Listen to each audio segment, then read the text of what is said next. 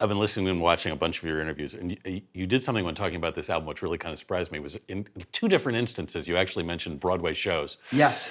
Like West Side Story, Yeah. King and I. And I was like, I have not heard a lot of rock stars reference Broadway it's shows. Weird, right? Yeah. I think I always loved theatre. You did. I always loved mime and theatre and everything. I think that really stemmed from kind of my love of David Bowie. Yeah. You know, and Freddie. I think these people were so theatrical. Yes. I was either gonna be like try and be a Broadway singer or be in a rock and roll band. I was always torn. Yeah. Were you really? Yeah, always torn between the two. Yeah. I think. Where did the Broadway aspiration come from? It was the way the music made me feel. Yeah. I think when you listen to the overture of West Side Story, it gives me just as many goosebumps as like, I don't know, like House of the Holy, Led Zeppelin. Yeah. You know what I mean? I think because it comes from the same imaginative place. Yeah. I think theatre has the most in common with rock music than most other genres. You know, I think when you look at like a Night at the Opera Queen or you look at a Guns N' Roses show, I think they're so theatrical, and AC/DC. You know what I mean? I think when you go and see it, it's so theatrical. I think that's why stadiums of people come and see rock gigs, because it's theatre. Yeah, that's so interesting.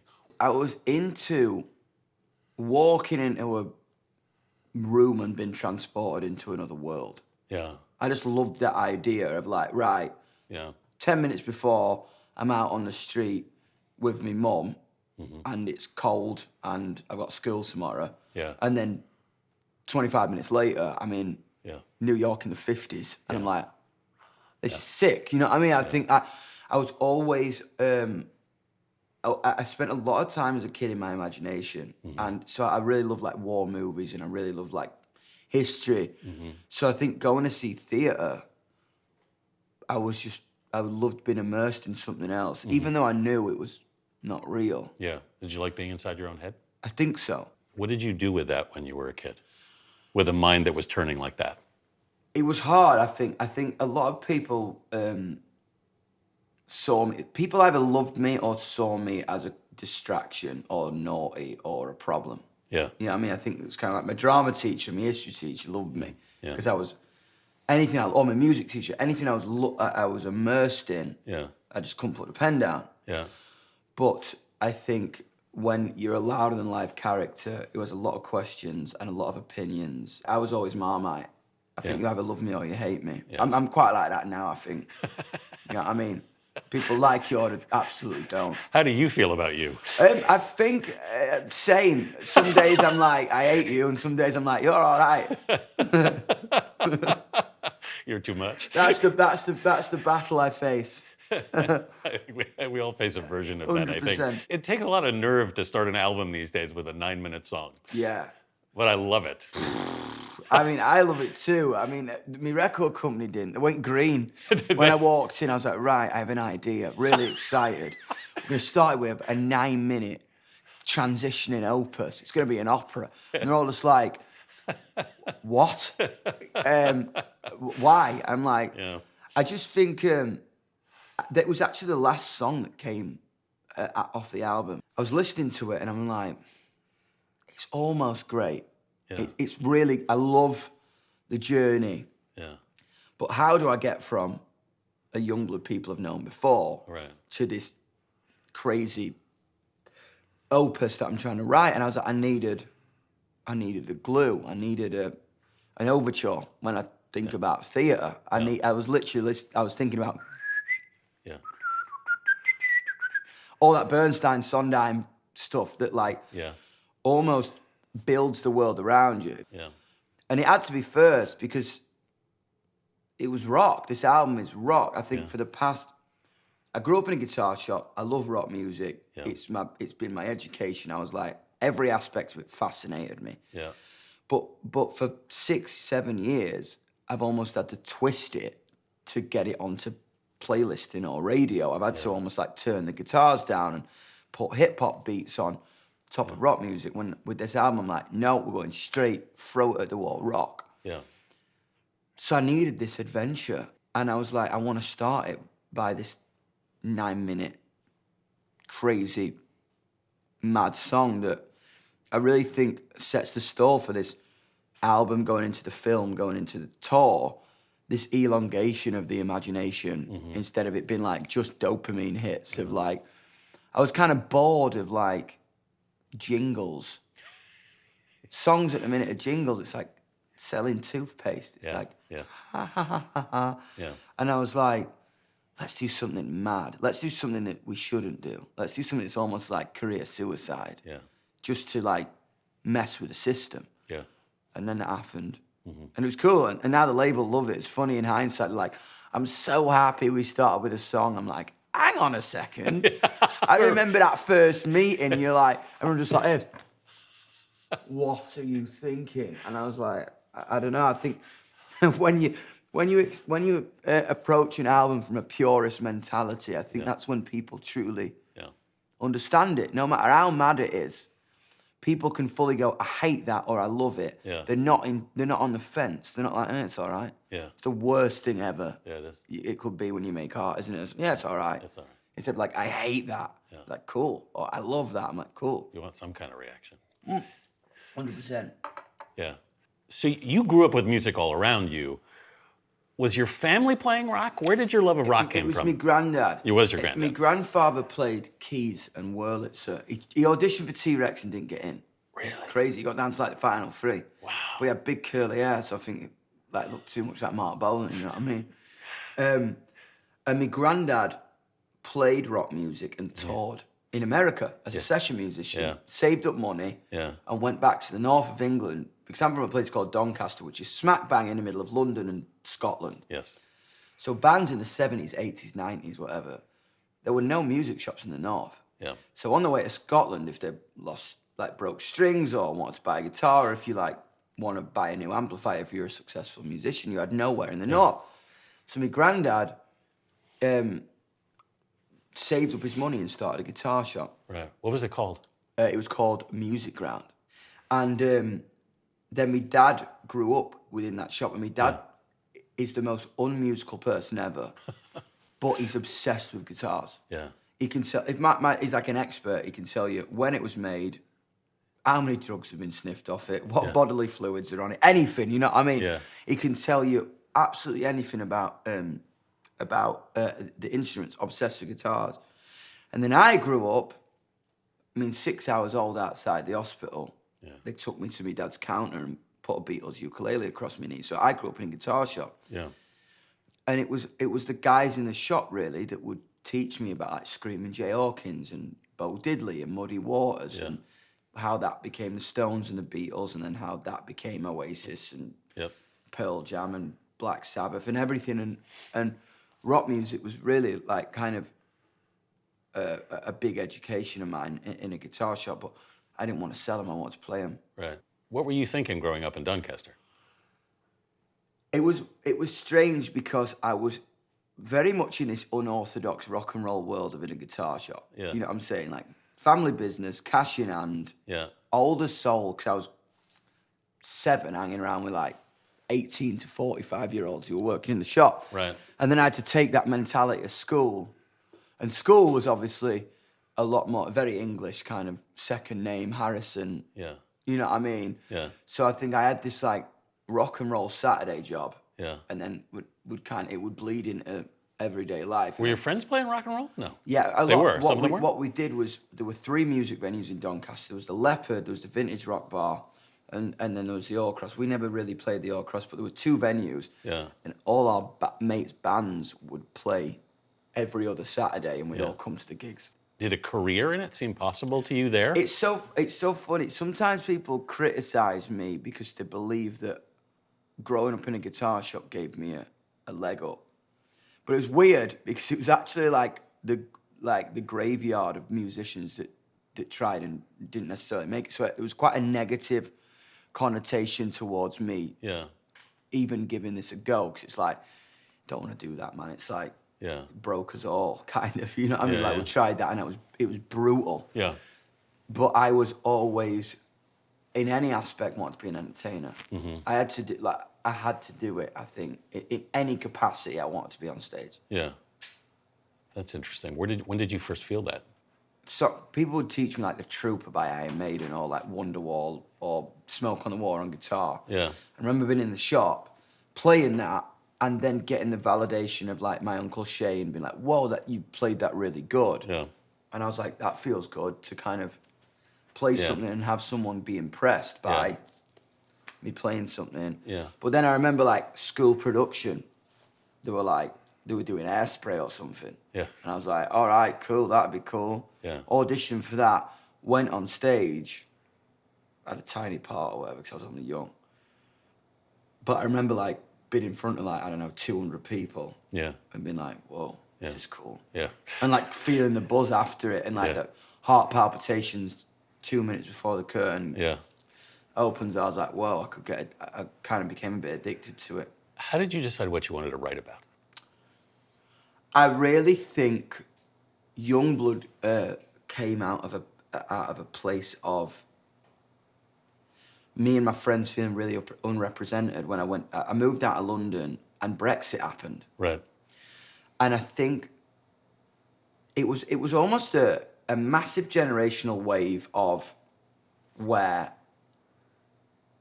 Instagram and iPhones and information that we could kind of learn and process and had access to, conversations in college, in the pub and school, and then Brexit, and I think a lot of, I don't know, I think a generational wave in terms of a big movement in sexuality and gender, politics. I think a lot of the Brexit campaign was built upon lies, and we saw that on the phone. So me and my friends were kind of having these conversations that weren't represented in music. You know, I mean, everything on the radio was like, I love you, baby, and we're going to make a life together. And it was really like bubble gum.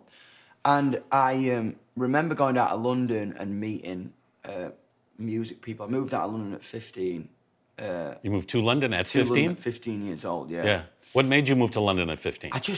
Donny was great, but I'd played the same venues over and over again. And it was kind of like, there was just no, in my head, I'm going to go down to London and I'm going to be a rock star in a year. Yeah. You know what I mean? In that mental imagination or ambition that I've got. Was there an actual plan attached to that? Hell no. I was like, right, that's it. I'm going to do it. And I'm going to like, and I'm going to vibe. And I got down there and I was like, oh, whoa, this is big. And this is angry. And there's loads of people. And this is really real. You know what I mean? And I moved to basically right at the dead end of the Northern Line, which is like the metro. A place called Osterley. For 75 quid a week with a lady called Marge.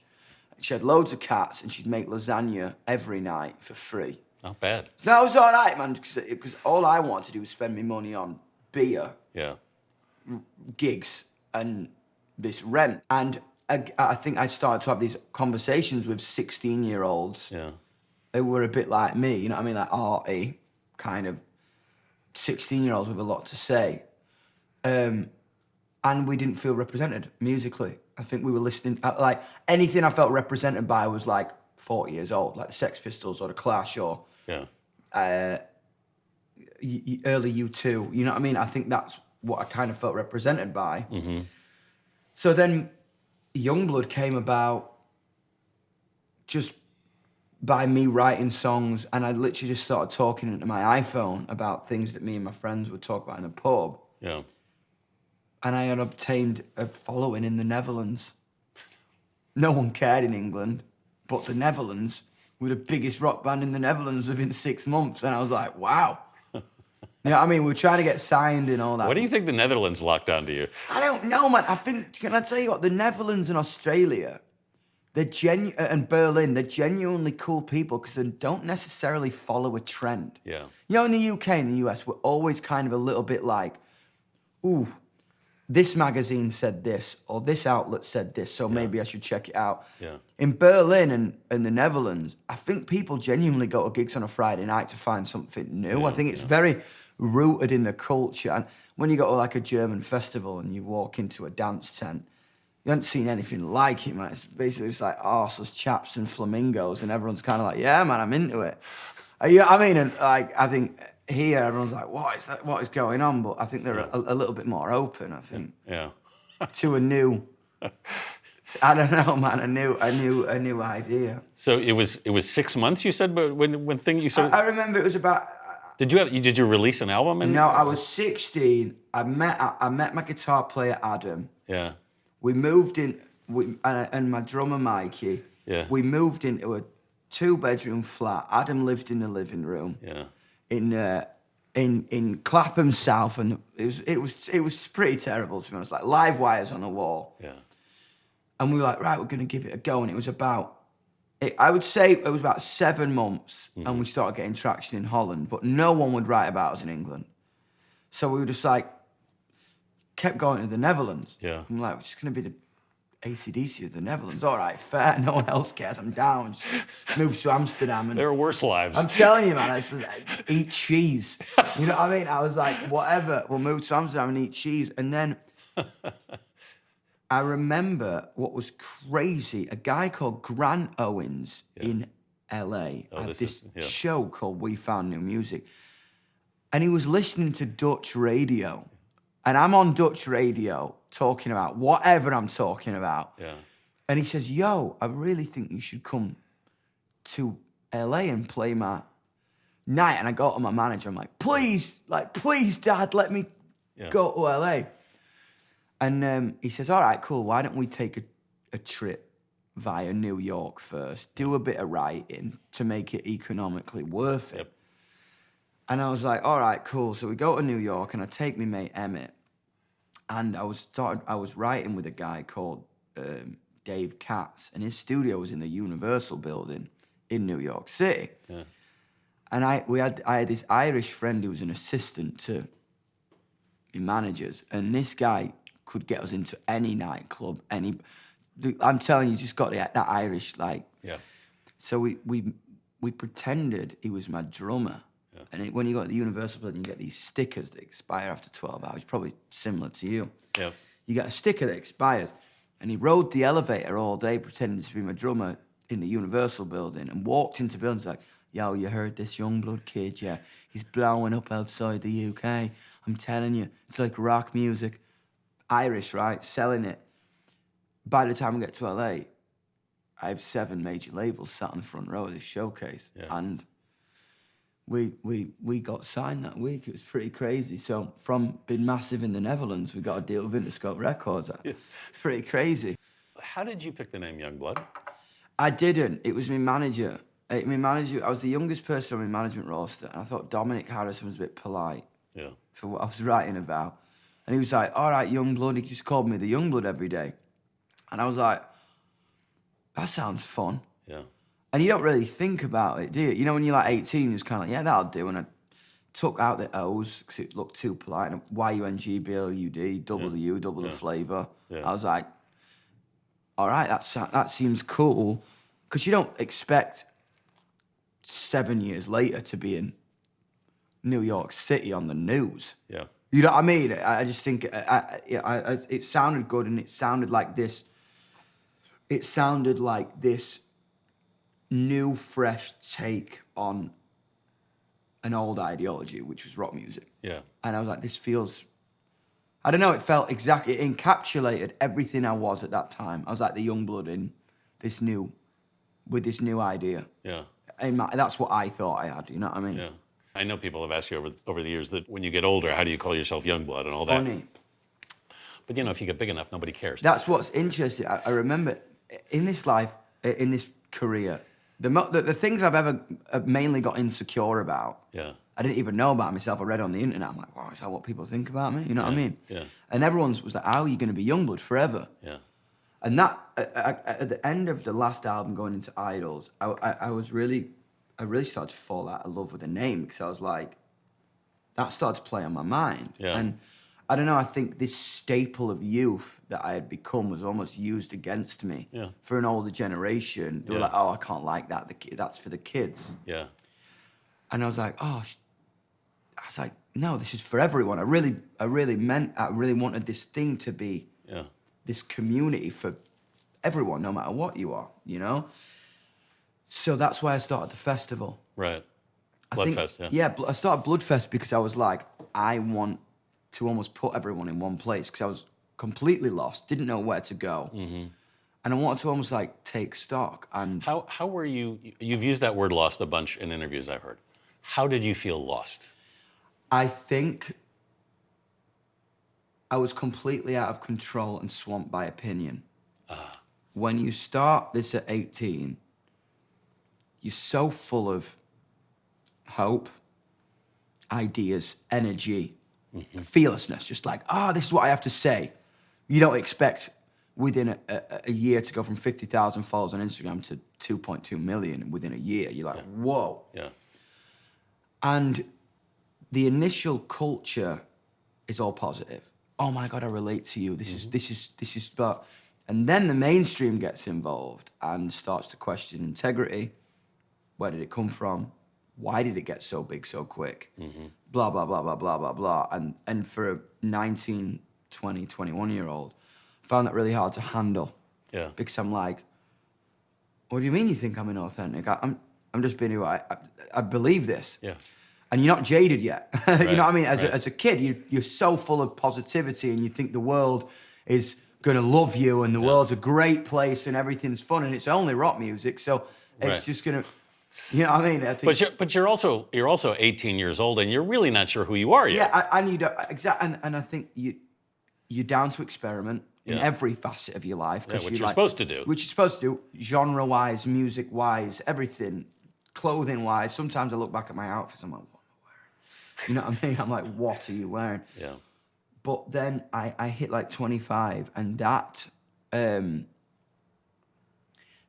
gas tank runs out. Yeah. It kind of, this youthful optimism and this excuse to not necessarily give a definitive answer. Yes. When you hit 25, 26, Yeah. people don't buy that anymore. Yeah. You know what I mean? I think, and I didn't have any time to go away and go, like, who am I? Like, after all this, toured the world 3 times, I've done loads of things, who am I? And this kind of, again, this Yungblud, first facet of Yungblud had run out. Yeah. It kind of, so I was like, right, and I wanted to put everyone in one place because I was really hoping in my head it would give me an answer, or it would at least give me another crack through a window that I could explore. Yeah. And it did, because I was like, when I went to Bloodfest, it was the first time I saw families coming together. There was mums, grandparents, babies, obviously 15,000 lunatic 19-year-olds going crazy at the front. Yeah. But then as it went, it was the first stadium we'd ever played. There were 27,000 people there in the first year. Where was it? Milton Keynes Bowl. Oh, in Milton Keynes. Yeah, I mean, the National Bowl. Yeah. And it kind of gave me this idea, and it really made me fall in love with the name again, because it wasn't, Yeah. Yungblud wasn't me anymore. It wasn't just a kid from the north in pink socks singing about politics or whatever the hell I was singing. It was this movement of all ages, of all colours, of all ideas. People were there for the first album, people were there for the second, people were there for the third, people were there just because they maybe don't like the music, they just saw an interview I did or whatever. Yeah. And it made me basically go, like, I can't control what people perceive me as. Right. The only thing I can do is make things that I love and try and build this community with as much energy and care as I can. And that led me into Idols. Right. And finishing an album I started 4 years ago that I've been deterred from doing. Right. You've said that Idols is really about letting go of your idols. Yeah. Really kind of almost confronting legacy instead of kind of bowing down to it. Yeah. I never met Bowie. Yeah. He was on my wall. Yeah. But I never met him. Yeah. So every little revelation or epiphany that I had from looking at that photograph was actually from inside you. From within me. Yeah. When you put on music and you put on a song that you love, the hope, the ignition of hope, or the change in the mood or the confidence, it all comes from within you. I was reading about an encounter you had with a fan who came up to you and said, your music saved my life. Yeah. And your response was? I said, no, it didn't. I said, you saved your life. My music was potentially a soundtrack or a kickstart in the morning or a little bit of hope. The answer came from you. For the universe and the world and a human being to kind of give, almost allow me to say what I needed to hear to her. Yeah. It was weird. It was a beautiful moment because I was like, oh wow, I think this album's going to mean a lot to a lot of people because it was like the album's idea personified in an encounter with a fan. It's so interesting that you got to that point. I mean, how did you get to that point? One misconception about me is I'm not in control of my career. I think a lot of people can see me as a major label funded act, you know. I think I've been in control of absolutely everything since I was 18 because it started with my phone. Mm-hmm. And what's strange about when you look at your phone is you compare yourself to 15 different people before you've had your breakfast. You read absolutely everything about you. I think when I talk to older idols of mine, they said what was beautiful about necessarily the olden days was they didn't have real-time reaction. Right. Can you imagine like Floyd putting out Dark Side of the Moon and seeing what Instagram had to say about it when Breathe came out? Yeah. You know what I mean? Yeah.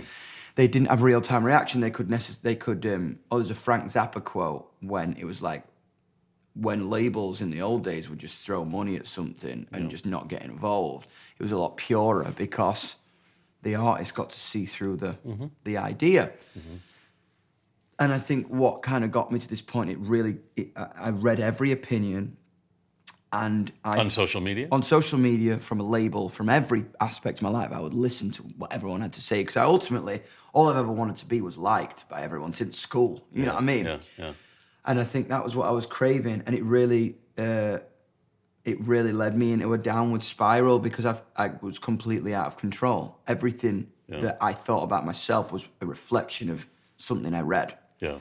So then that led me to kind of have a strange relationship with food and alcohol, and I think Bloodfest was a moment what reset me. And I kind of got sober for a year, started boxing 5 days a week, and attempted this album that's the most ambitious album I've ever done. So how did you regain control of yourself? It was weird. It was boxing.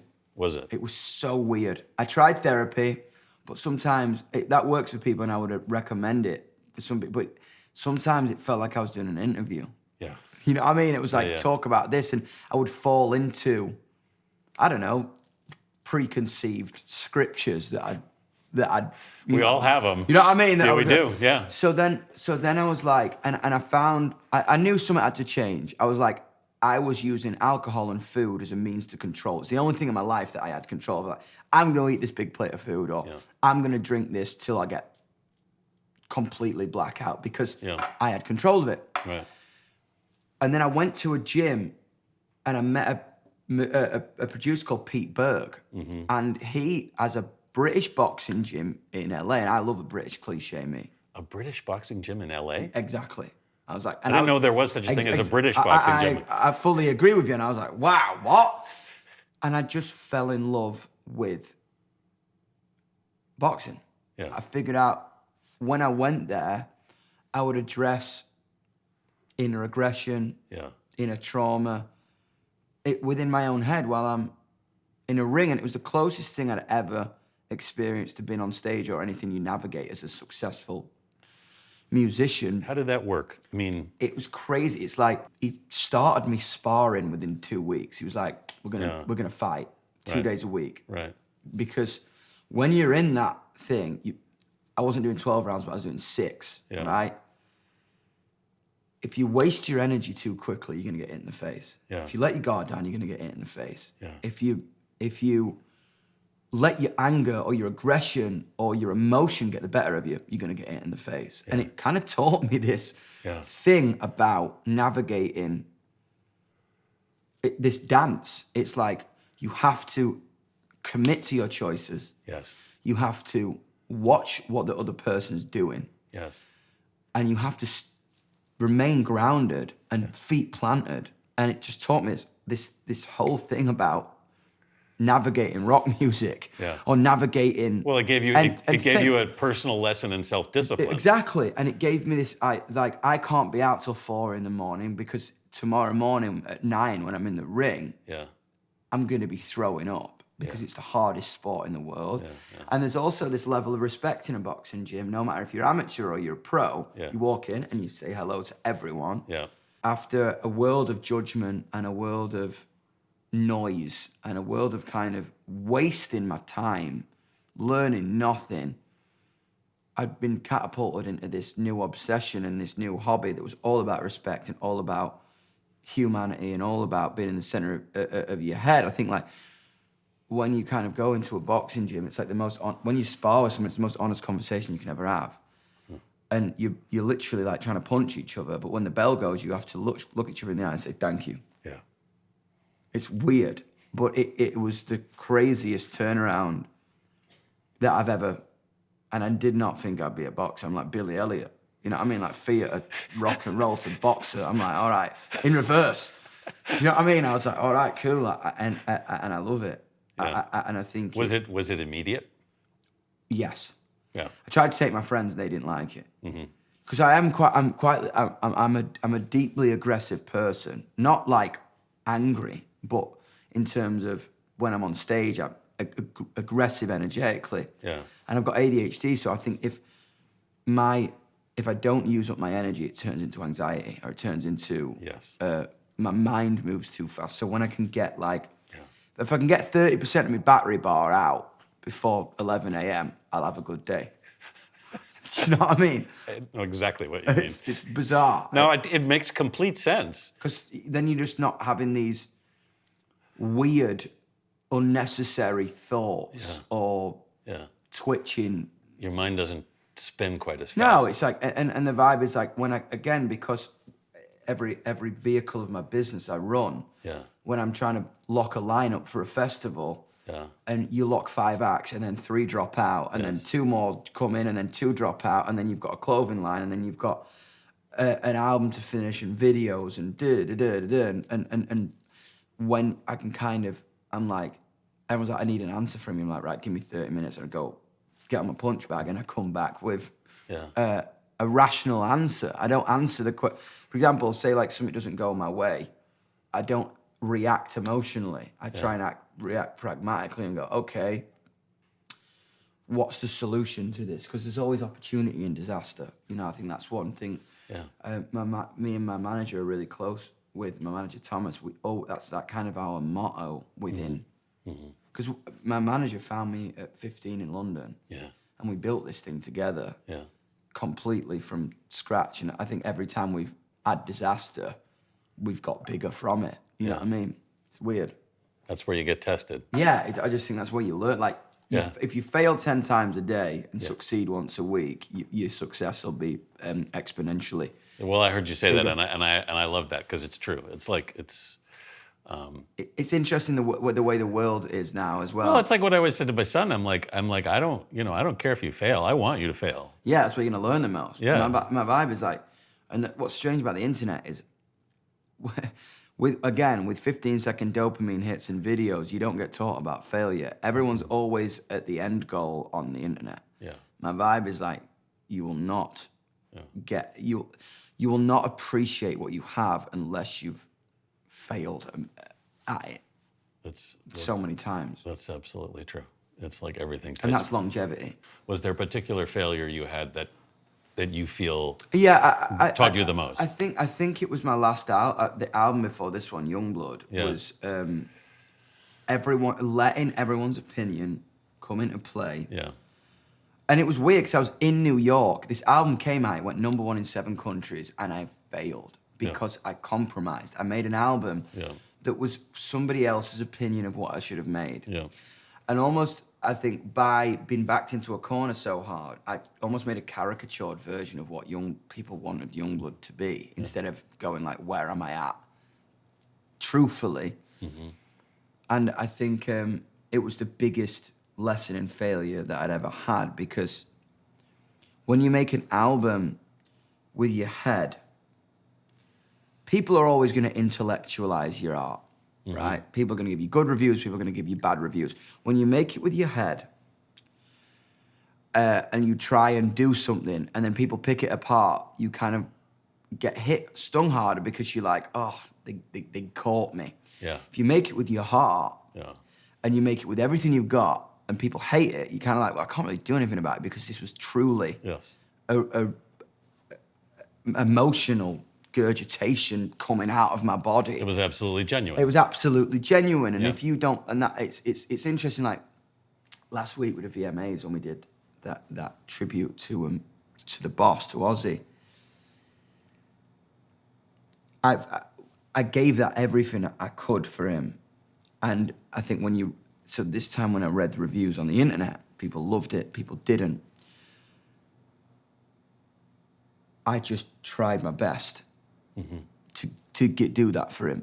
So I was comfortable with reading polarization. Because, whatever people had to say. Because when it comes out of you and when you really mean it and when you really do it from a place of love, and it was pure. Yeah. You know what I mean? I was excited, I was emotional, I was completely off the rails because I was just like trying to do something for my hero and it was completely pure. So when you read the polarization on the internet, don't matter because it was authentic to me. You know what I'm saying? I think absolutely. Well, then I want to go back to this notion you had a second ago about failure because, I mean, as you said, that album went #1 in 7 countries. Yeah. Most people would not consider that a failure. Yes, I agree. But you did.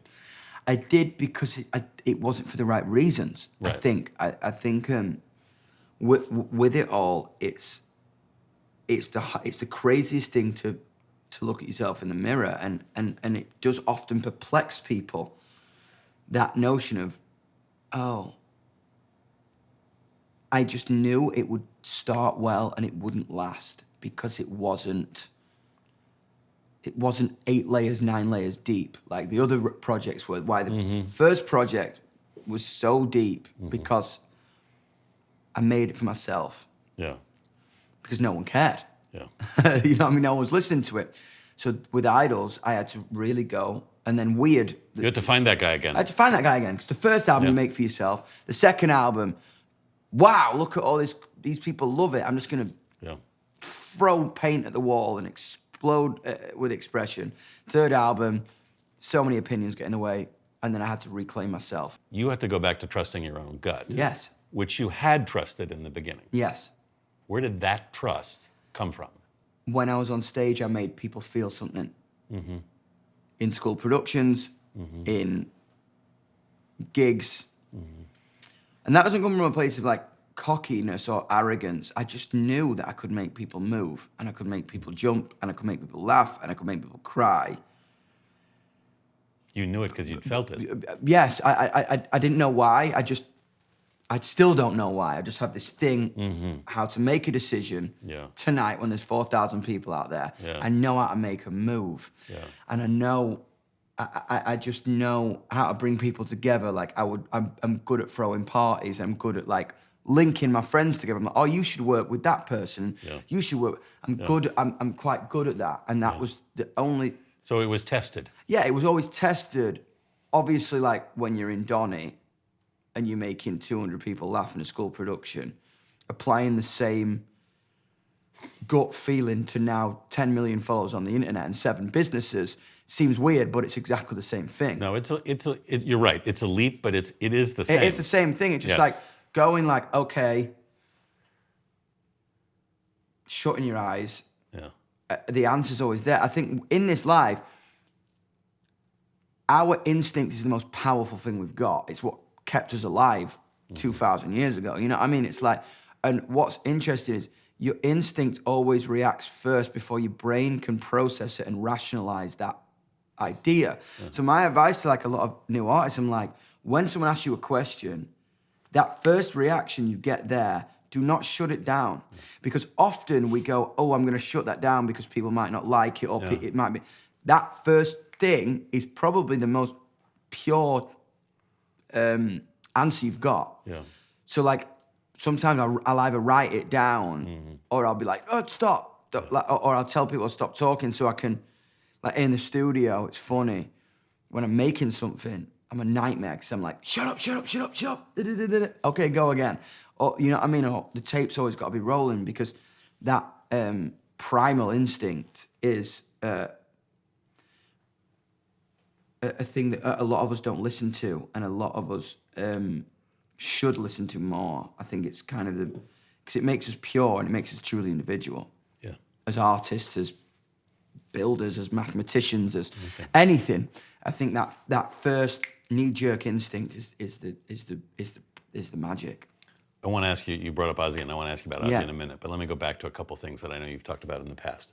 One is, I mean, you talked about growing up in a guitar shop, and something I just heard in a podcast you were talking about was that guitar shop ultimately had to shut down. Yeah. How long ago was that? So I was probably about 11. When that happened? No, my baby sister had just been born. I was about 10, 11, and my middle sister was about 8, 9. Yeah. And I remember I had a full family business. Yeah. Dad, granddad, mum worked in accounts. Right. I worked in the shop. Yeah. Every Saturday, Sunday. I was obsessed with it. Full on, like, good day, we're getting a Chinese, bad day, egg and cress sandwich on a train. You know what I mean? Like, kind of family business. And I remember we were manufacturing amplifiers, and we were selling guitars. And people stopped playing guitars. Mm. PlayStations, DJ decks, rap got big, was rearing its head. Yeah. You know, I remember those first, when I was 6, 7, 8, 9, Christmas was sick for me because Christmas holidays, I'd go and work in the shop, and young kids like 7, 8, 9, 10 to 15 were coming in to buy Epiphone Les Pauls. Yeah. So on Saturdays, we had 5 shops in London. You know what I mean? It was we had 5 shops in London. It was like booming. Yeah. And I would go between the shops, and I don't know, I remember those days of like young people were playing guitars. Yeah. AC/DC, Guitar Hero. It Yeah. was like Guns N' Roses, Arctic Monkeys, indie and rock was big. And then it tailed off. And I remember we went into liquidation, and it was extremely stressful because when it's a family business, it's all within my father and my grandfather's control, and that put tension on their relationship, and then that brought that home, and it was weird to go through because we had a business, it was successful, and then it failed, and then it was successful again, and then it completely failed. At the sort of center of this split, how old were you? About 11. About 11. When the shop goes under, when something that had been the center of your life goes under like that, Yeah. what's happening in your mind? It was wild. I just think, like, for me, I was like, to see my dad and my grandfather were my superheroes. Like, I was like, they were just cool. Like, they ran this dope thing. Like, and I had uncles. They weren't really my uncles. They were like Friends, the employees, and like, I don't know, we'd like go to the shop, and then we'd go to play five-a-side football, and then we'd go to the pub, and I had this like family of superheroes that I would look up to that would, for a month, completely shells themselves. Like, a choke up. It's so weird. Shells themselves because the empire had fallen. You know what I mean? It was like, whoa. And I loved going into the shop every Saturday. And I was like, what do you mean we're not going to do that for a while? And obviously everyone's screaming at each other. Yeah. Because everyone's trying to hold on to the Titanic. You know what I mean? That's got to be incredibly traumatic for you. It was rough, but the way my dad and the way my father navigated it taught me so much about what I do now. Yeah. Business, he kept his shit together. Yeah. He really kept himself together and was like, when everyone else was freaking out, I saw my dad just be like calm, be like, right, we're gonna, and really kind of take my granddad through, like, we're gonna sell this, we're gonna do this, we're gonna do this, we're gonna keep one shop, we're gonna do that, we're gonna do that, we're gonna do that, and we kept one shop. And I think it was the turn of online, and I watched my dad stay up for weeks and learn about websites like Reverb and how to sell guitars on the internet. I remember there was one night when, with all that, he because he was buying and selling online, and a studio desk became available. Like, I don't know, like an old rock star's desk became available in Cincinnati, and he started big, and then he could sell it in Germany. Yeah. But I remember watching him stay up all night and read books, because he was a guitar salesman. He didn't really know about desks. He knew a little bit about gear. But I remember watching him stay up all night and learn about this thing so he could sell it to keep the house afloat for 4 months. You know what I mean? Yeah. You saw him fight to basically survive. I learned from him, you don't go down unless you choose to. Yeah. You know what I mean? I learned, take that ball and run. No matter how many people kick you in the mud, if you get up and just keep running, you're going to get a touchdown. Yeah. I just learned that. I remember. Do you think about that a lot I still? think about that a lot. I remember him. I didn't go, I was like going to school the next day, and I kept going down the stairs every couple of hours. I could see him just reading. And he was up for days, just like, I'm going to do. And it was like a big lesson. And I think when I think about business or what I run now, like, my dad was always really instrumental in that, because I think, and then my dad and my granddad were quite, in the beginning, skeptical about me doing music, because they were almost like the Grim Reapers of this is what could happen. of musicians that would like kind of come and work in the shop. Yeah. But then I remember playing Brixton Academy in the UK, and 5,000 tickets happened, and my dad turned to my mum and was like, I think he's gonna do it, you know. Yeah. And my mum was like, there's 5,000 people here, what are you talking about? It's mental. You know what I mean? So my dad was a bit cynical, but then ever since the kind of that gig, it was always just been great, you know. But I never forget that night, and I never forget that moment in my life, that it's just like, I think it makes me really feel lucky to have this, because with rock music in this entertainment world, it can all implode overnight. Yes, you know, it's like entertainment is, people love it for a second and they move on. So like, when you approach this with that sense of, this could be the last day, or this could be the, you really enjoy it, and you really love it, and you really care about. That's why I think I care about my audience so much, because I just feel lucky to do this. You know what I mean? I think since that, I think I feel very lucky to have had both perspectives of a business when it was successful and when it was at rock bottom. So I'm kind of ready for both, and ready to kind of keep my head in both situations. Well, you know that both can happen. Because they're both the same thing. Yeah. You know what I mean? Yeah. Pinnacle success and pinnacle failure is the exact same feeling. One other thing, you mentioned this in a podcast I saw about, you had a trauma in a hospital when you were a kid. Yeah. And I don't want to deep dive into it, except to ask you, I mean, and you said you've dealt with it. Do you think it's in your music anywhere? 100%. I think I wanted to write songs what other people were afraid about writing songs about. You know, I think, I don't really mind talking about it. I think like there was an experience when I was 7 years old when a doctor molested me in a doctor's office behind a curtain when my mum was in the same room. You know what I mean? And I never really addressed it, never told my mum about it until I wrote the song, and never really understood it. And I think I put it in my music because I believe I was I was sent here to write songs about things that not necessarily people want to write about in pop music, you know? And I think like the amount of people that have come up to me because of an event like that and gone like, something similar happened to me, or something happened to my daughter or my friend or my cousin, and that song, because obviously like when you're a rock star, in inverted commas, people see that as a position of strength and power, and if they can go through that and make it through, then so can I. And I was like, whoa, I just think like,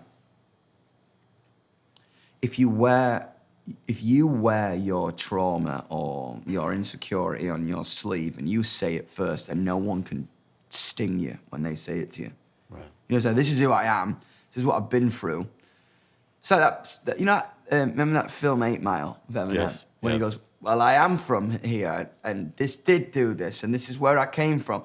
So then when the other guy comes to diss him, Yeah. he's got nothing to bring up because he's just told the audience what he is. He told them Right. every flaw about him. Right. So I think kind of that when I sing songs about things that deep and that personal that are really hard to listen to, I think it provides my community or the people I listen to my music a sense of hope and honesty and trust and communication between us. It's cool. Last thing here, you've described Ozzy as your North Star. 100%. Yeah. I think Ozzy Osbourne. What is it you're looking to up there? Ozzy was always present in my life as a character like Superman or Batman would be to a kid. Yeah. You know what I mean? I think because I was surrounded by music, when you're 2 and 3 and 4, you don't really know music yet. But you see these characters, and I remember the glasses and the mad mouth and the energy and the tongue and the sense of freedom. And I think for a young kid who had so much energy and ADHD from kind of kindergarten to school, people not really understanding me, he was always celebrated for his madness, his individuality, and his out-of-the-box personality. So I kind of turned to this figure before I even knew what band he was in, the fact that they changed music twice, the fact that he had a massive heart. He was always present in my life. Yeah. So from 2 years old, he was like Batman to me. You know what I mean? He was like. Was the first time you met him 2022? Was that? First time I met him, I knew Kelly Yeah. well. Kelly came to a gig of mine in LA, and we're both naughty. So me and Kelly are just wild. So Yeah. we really got along. Yeah. And I was doing a video for the funeral, and I was like, I really want someone to run me over in a car, and the skit be like, what was that? Oh, just some poser. Oh, run him over again. You know what I mean? So I was like, who can I think of? Kelly would be really funny to do that at the end of this video. And I called Kelly. I was like, yo, do you fancy being in my music video? And she had just started dating her now fiance, Sid, from Slipknot. And she's like, I can't. I'm on the road with Slipknot. But let me call my mum. She might be up for it, and see if my dad's up for it. And I was like, what? I was in Jersey in a 1,000-seater venue. Yeah. Like, what? And then we had to fly from Cleveland to LA to go and shoot this video on a day off. And they came. And they turned up, and I'm like, I'm literally about to meet the man. And I walk into his dressing room, and I'm like, massive heart palpitations. And he's like, all right, Dom. Knew my name. Yeah. What? Like, I felt like I'd known him for 5 years, 10 years. Yeah. He was like, all right, Dom, how you doing, man? Killer, do you want a sandwich? He made What? he made you a salami sandwich. I'm telling you, Sharon's there, just like sweating, same stuff. How you doing? She's full of energy, and he's just like rocking, man. Pulls out a knife from his thing, big ruby on it, and she's just rolling her eyes. And he's like, give me the bread. I'm like, pass him this bread. We just get on like a house on fire. I just think we're both mad, and we're just laughing, and we get onto set, and he goes, bangs on the thing, goes, come here, man. And I'm like, all right. And he's reaching in his pockets, and I don't know what he's pulled out a 9-inch knife half an hour ago, so I don't know what he's gonna pull out, and he's reaching, and she's like, Ozzy, where have you put it? I'm literally watching a skit of the Osbournes in real time. You know what I mean? And he just goes, he pulls out, I've actually got it on here, and do you want me to show you it later? Yeah, Yeah, sure. I've got it on here. He pulls out this cross, Yeah. and he says to me, I hope this brings you luck. Don't compromise, they'll get it later. And I was like, and I think when you know him, and when you kind of, now I know him a lot more as a man, his timing in comedy advice was better than anyone I've ever met. Yeah. And he said that line and it's literally sounds like it's written in a book. Yeah. He literally goes, "I hope this brings you luck. Yeah. Don't compromise. Look at it later." Yeah. And then walked off into the abyss. And I saw him 2 years later in Birmingham. You know what I mean? But I kept in touch with him, and I would go to the house and blah, blah, blah. And then I finally, you know what I mean? I suspect he knew what saying that to you and coming from him. I think what's beautiful about them as a family is they really love music. It's, you know, I think we in this world, like when a reality TV show comes around or cameras are always around, you can see if it's scripted or not. Yeah. He always does a deep dive into music, art, like even the whole family, like Sharon and Kelly, they knew about my tour schedule, or they knew what I was doing, or they were so real. Yeah. It was just like, you know what I mean? And obviously you want them to be that real in your imagination, but you never know. No. And they're so real, and they're such a family, and they're so full of heart, and they're so nice. And then when I got the call to do the Birmingham show, I was like, oh, they're gonna ask me to do like The Wizard or Sweetleaf, something energetic. And Sharon says, I want you to sing Changes. And I'm like, oh, really? A piano, 50,000 people, and my voice, and 8 million people watching at home. I don't get to hide behind like guitar solos and a drum kit. All right, fine, I'll do Changes. You know what I mean? Yeah. But in my mind, I was like, oh, wow, what an honor. Because with that song, I really got to thank my hero. Yeah.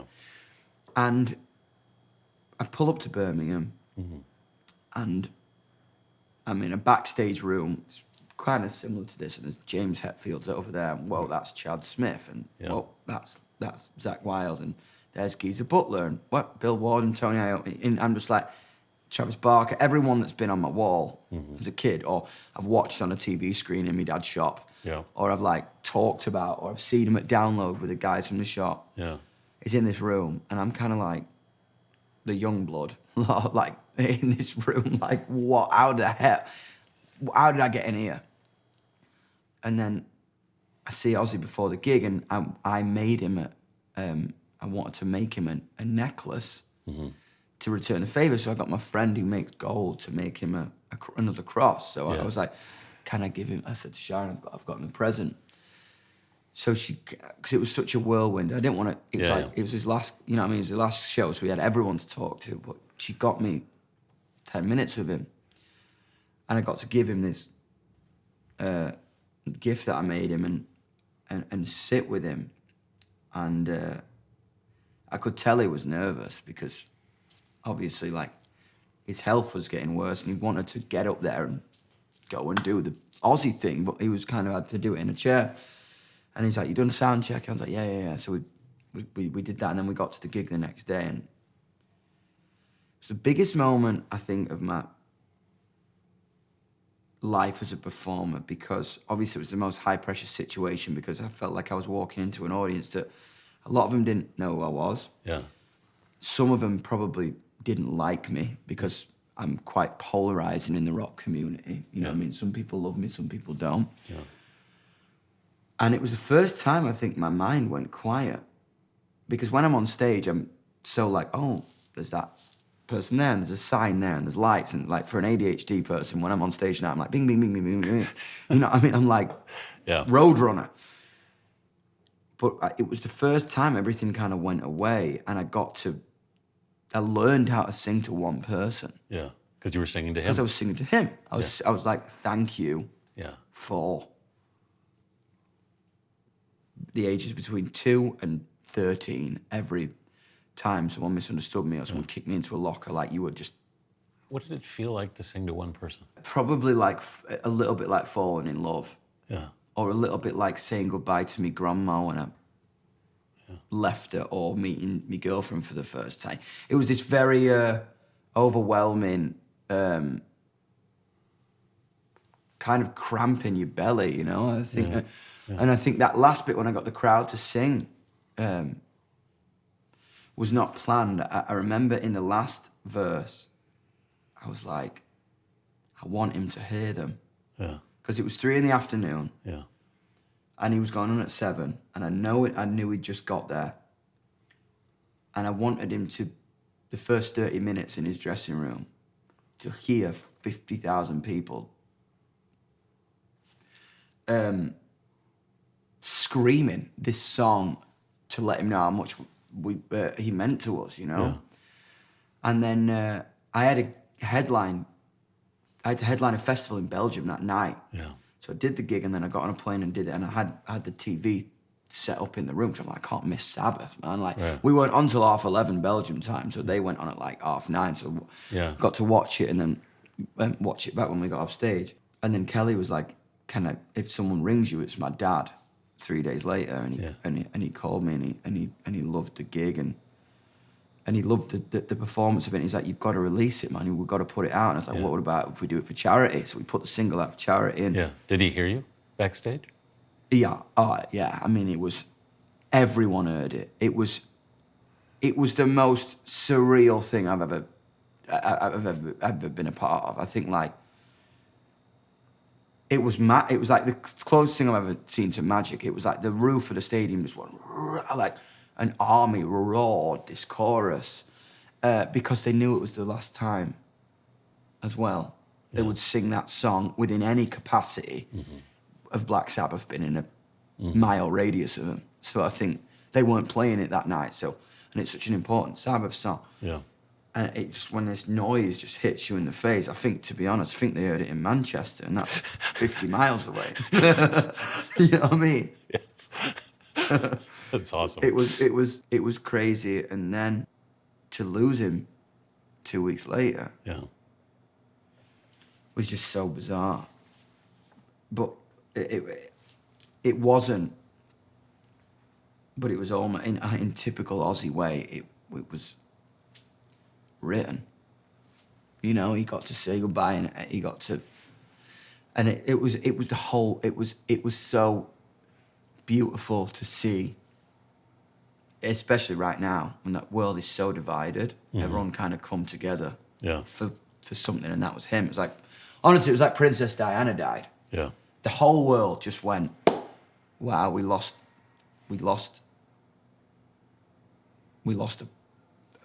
a force today. And he exploded into the universe. I still feel him everywhere, man. It's crazy. Do you? Yeah, it's wild. It's so weird. And then kind of, again, like going into the VMAs and everything, like, it's I feel him everywhere. It's weird. He just, like, he was more than a guy. Just like this movement of energy. I don't know. It's crazy. Yeah. It's great that you still feel it. And it's great that you had that whole It's wild, and it's wild that I've got this on. It's like my prized possession. I can't believe I have his cross on. And I mean, I think, like, he gave me a gift. He gave me a platform.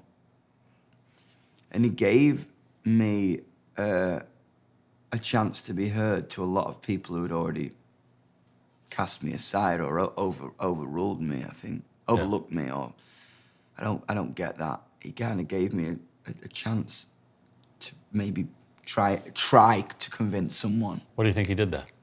I don't know. I'm trying to figure that out. I just think what was beautiful about that show was 6 generations of rock musicians came together, and it provided common ground between generations within the rock genre, which hasn't happened in years. Yeah. And I think rock music is about to revive, and the monster was awoken again with Ozzy at the center of it. Yeah. I hope that's true. You know, I mean, I can feel it. You know, I think in the wake of country, rock always follows it, because country music opens people's imaginations to storytelling, chord sequences, and emotion. I feel like the world artistically has been quite bedroom based for the past couple of years, and it's been quite kind of don't look at me and almost like grunge. Yeah.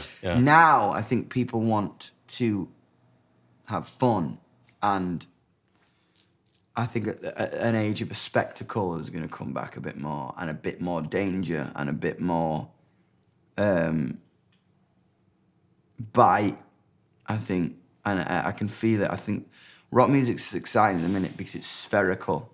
I think like hardcore music, you've got Turnstile and you've got Knock Loose, and punk, you've got like Amyl and Sniffers and Lambrini Girls, and indie, you've got Fontaines, and with this album, with me, you've got rock, and then you've got obviously all the iconic legacy music that's resurging on TikTok again and stuff. I think I think it's exciting for rock music, and I think again like I wanted to with this album really just uncompromise it, because it's my favorite. I love rock music. I want it to be powerful again, you know. Yeah. Terrific. Thank you. This was so sick.